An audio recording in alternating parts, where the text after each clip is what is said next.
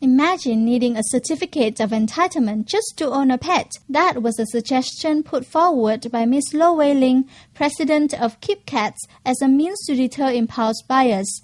She and many other concerned animal lovers in Singapore are calling for pet owners to be more responsible and to be held accountable. Where pet purchase counseling is concerned, could we do an add-on where they have to obtain a pre-purchase certificate, whereby they have to fulfill the criteria of training, understanding of pet welfare, what it entails to keep a pet, what it truly entails, rather than listening to the sales assistant doing the upsell. Oh, you want a dog? Okay, you need a cage, you need a leash, you need this, you need that, so that I can earn my commission. In support, the government will not only be nipping the problem at the supply end by targeting breeders, they are also looking at making it more difficult for you to own a pet. AVA is considering making it mandatory for all pet shops and farms to license dogs at the point of sale. All dogs will be licensed during the second vaccination and microchipping. When they're sold, the license will then be transferred to the owners. Also, following your recommendation, a national microchip database will be established, where pets are registered in an integrated database to enable tracking of pet information and identification of owners of abandoned pets.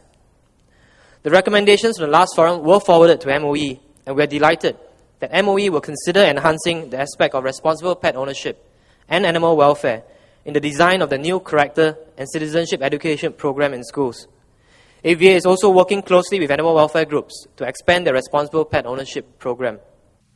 Last year, the SPCA received 1,027 reported cases of animal abuse.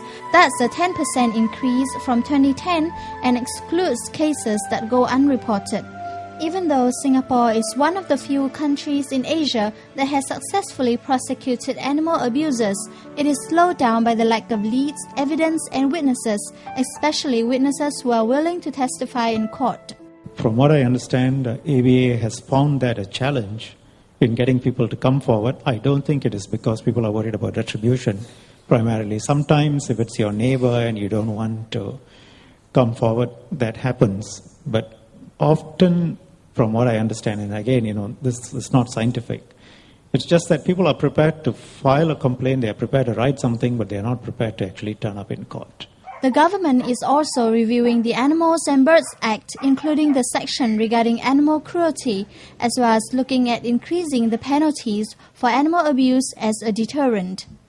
Last year, a recommendation for a national adoption centre was welcomed by the Ministry of National Development and supported by Minister K. Shanmugam, an animal lover himself. Details of the centre are being worked out, which would greatly assist in the rehoming of abused and abandoned pets.